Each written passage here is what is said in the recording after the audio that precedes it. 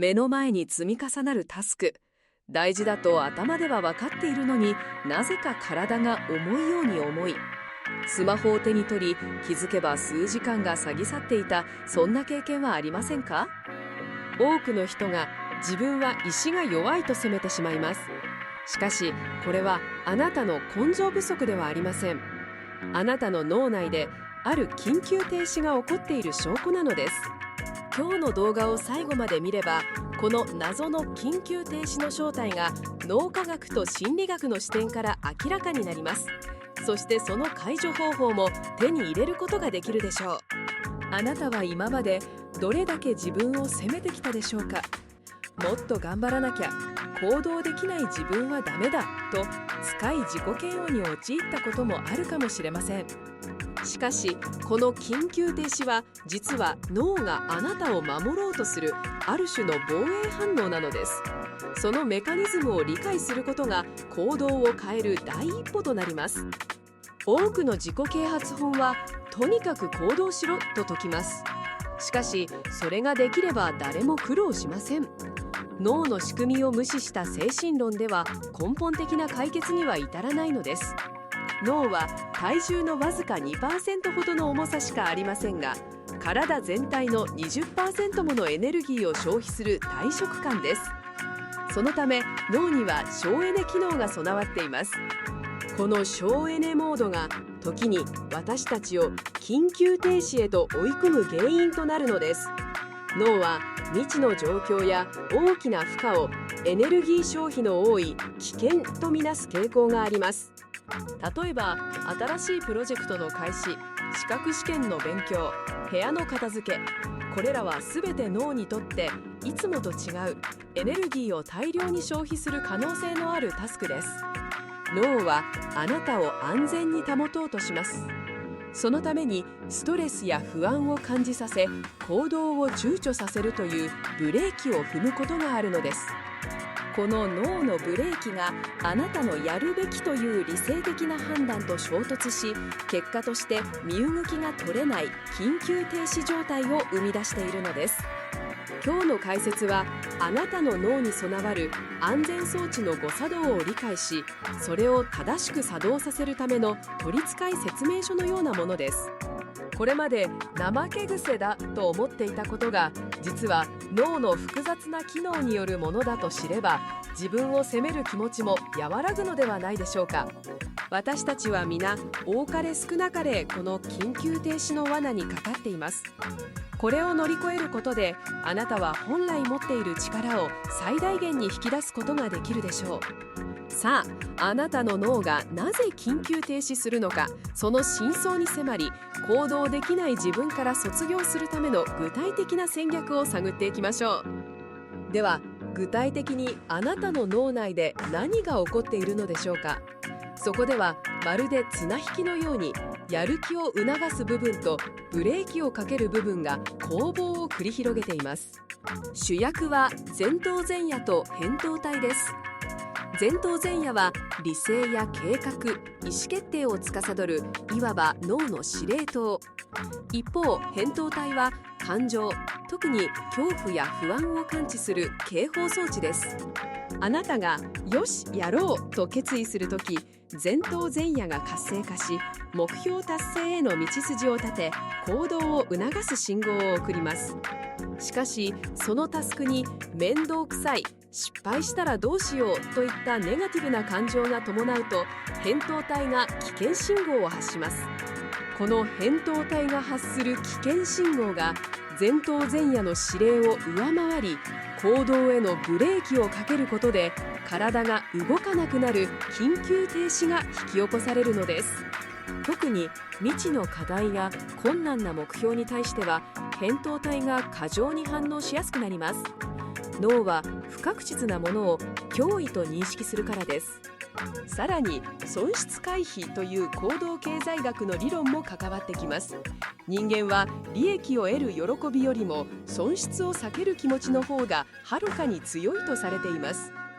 例えばある行動によって得られるであろう利益よりもその行動をしないことによる損失、例えば現状維持の方が脳にとっては安全に感じられるのです。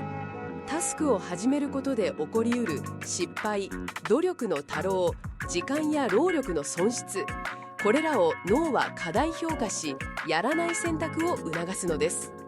もう一つ重要なのがドーパミンです。ドーパミンはやる気ホルモンや報酬系ホルモンとも呼ばれ、目標達成の期待感を高め、行動を促します。しかし、このドーパミンは予測される報酬に対して分泌されます。つまり、タスクが大きすぎたり、ゴールが不明確だと、ドーパミンは十分に分泌されません。漠然と頑張ろうではドーパミンは出ず、行動に移せないのです。脳はこの先に良いことがあると具体的に想像して初めてドーパミンを放出します。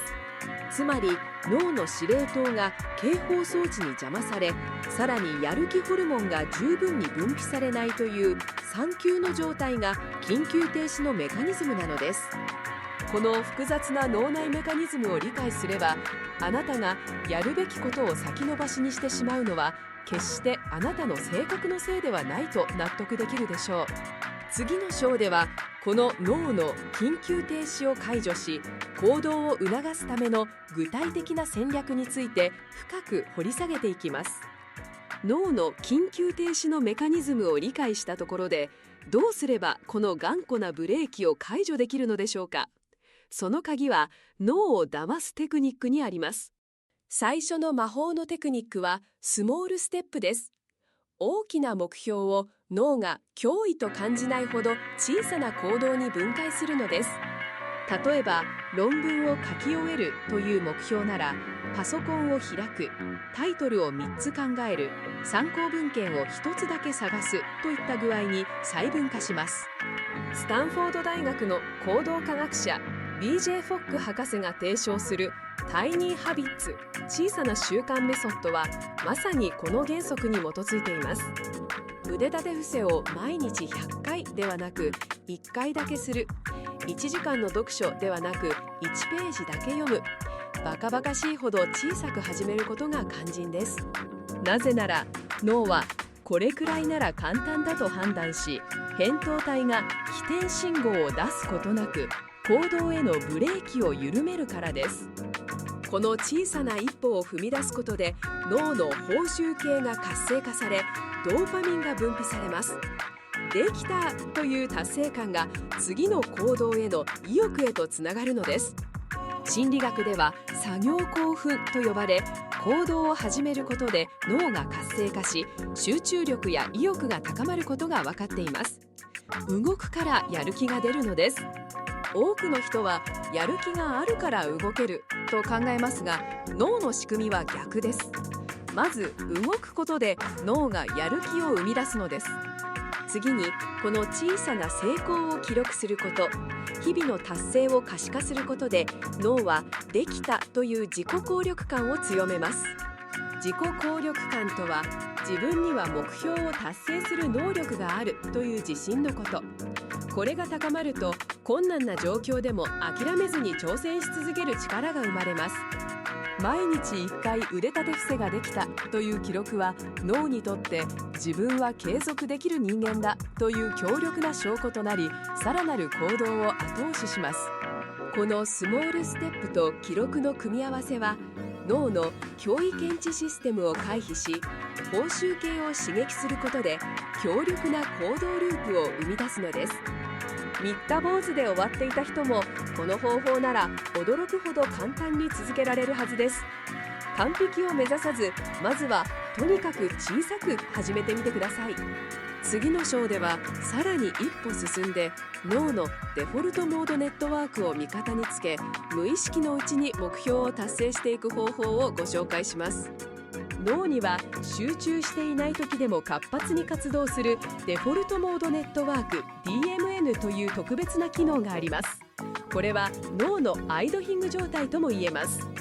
DMN は私たちがぼーっとしている時や単純作業をしている時に活性化し、過去の経験を整理したり、未来を想像したり、創造的なアイデアを生み出したりします。集中している時よりもむしろ DMN が活動している時の方が脳は多くのエネルギーを消費しているという驚くべき研究結果もあります。何もしていないと感じる瞬間こそ脳は水面下で懸命に働いているのです。この DMN を意識的に活用することで緊急停止を回避できます。例えば仕事に行き詰まった時、無理に集中しようとするのではなく、軽い散歩に出かけたり瞑想したりすることで DMN を活性化させます。すると脳が勝手に情報の整理や統合を行い、まるでひらめきのように解決策が降ってくることがあります。これが DMN の創造性です。また目標設定においても DMN を味方につけることができます。単に目標を立てるだけでなく、ワクワクするゴール設定をすることが重要です。具体的にいつまでにどんな自分になりたいかを鮮明にイメージし、脳に未来の報酬を強く意識させると DMN がその実現に向けて動き始めます。脳は予測と現実のズレを減らそうと働くため、ワクワクする目標を具体的に描くことで無意識のうちに行動が調整されていくのです。これは脳が未来の自分という報酬に向けて最適な行動経路を無意識に探索し始めるようなものです。努力ではなく脳の自然な働きを利用するのです。さらに DMN は習慣形成にも深く関わっています。繰り返しの行動によって脳の基底核という部位が活性化し、行動が自動化されます。一度習慣として定着すると前頭前野の活動が減少し、ほとんど意識することなく行動できるようになるため、脳のエネルギー消費を抑えられます。つまり小さな習慣を DMN の活動と組み合わせることで、無意識のうちに目標達成へと向かう自動操縦システムを構築できるのです。この章で紹介したテクニックは、あなたがやるべきことを単なるタスクとして捉えるのではなく、脳の奥深くに眠る力を引き出すためのものです。最後の章ではこれらの知識を総動員し、あなたの人生を劇的に変えるための具体的な行動計画と驚くべき成功事例をご紹介します。さて、ここまで脳の緊急停止の正体とそれを解除するメカニズムを学んできました。いよいよこれらをあなたの日常生活で実践するロードマップです。ステップ1、タスクの細分化。どんなに大きな目標も脳が脅威と感じないレベルまで細かく分解しましょう。例えばメール返信なら PC を開くから始めます。ステップ2、5分ルール。細分化したタスクをまずはたった5分だけやってみると決めるのです。これで扁桃体の警報は鳴りにくくなります。たった5分でも集中して取り組めば、脳の作業興奮が始まり、ドーパミンが分泌され、自然と次のステップへと進めるようになるでしょう。ステップ3、小さな成功の記録。達成した小さなタスクをカレンダーにチェックマークをつけたり、アプリで記録したりして可視化します。脳はできたを喜びます。できたの積み重ねが自己効力感を高め、自分にはできるという確信を脳に植え付けます。これはあなたの行動力を根本から変える力となります。ステップ4、未来の報酬の明確化。目標達成で得られるワクワクする未来を具体的に想像し、それを視覚化しましょう。脳は明確な報酬に強く反応します。このイメージが DMN を刺激し、無意識のうちに目標達成に必要な情報や行動を探索させます。まるで脳が自動的にルート検索をしてくれるようです。成功事例として、あるビジネスマンは朝一番にその日最も嫌なタスクを5分だけやると決めたところ、劇的に生産性が向上したと報告しています。また、ダイエットに失敗し続けていた主婦は、毎日スクワットを1回だけという小さな習慣を始めて3ヶ月後には運動が全く苦にならなくなったそうです。重要なのは完璧を目指さないことです。毎日少しでもできたという事実が脳にとって何よりも強力なモチベーションとなります。時には緊急停止が起こることもあるでしょう。そんな時は自分を責めるのではなく、脳が私を守ろうとしているんだなと理解してあげてください。そして再び小さな一歩から始めればよいのです。脳は経験から学習し、やがて緊急停止の回数は減っていくでしょう。あなたの脳はあなたの敵ではありません。その複雑なメカニズムを理解し、適切に操縦することで、あなたはどんな目標でも達成できる力を手に入れることができます。今日からこのロードマップを実践し、緊急停止という名の見えない壁を打ち破り、あなたの可能性を最大限に引き出してください。この知識があなたの人生をより豊かで充実したものにする一助となれば幸いです。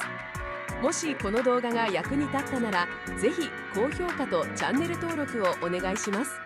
そしてコメント欄であなたが実践する小さな一歩を教えてください。あなたの挑戦がきっと誰かの緊急停止を解除する勇気になるでしょう。